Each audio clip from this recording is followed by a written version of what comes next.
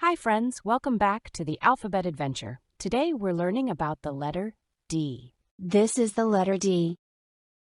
D makes the sound duh, like in dog. Say it with me. Duh. Great. Look, here's a dog. Dogs are friendly and love to wag their tails. What sound does a dog make? Now, here's a duck. Ducks like to swim and say quack, quack. And this is a drum.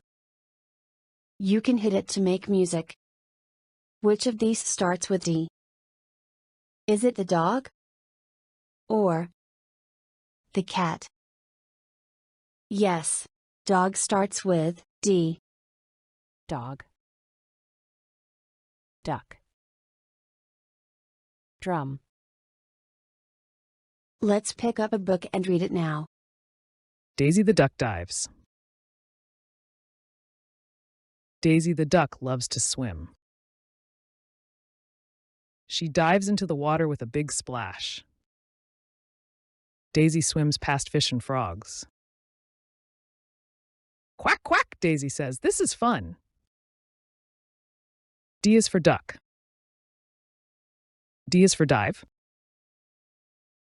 Today, we learned all about the letter D. Dog. Duck. Drum.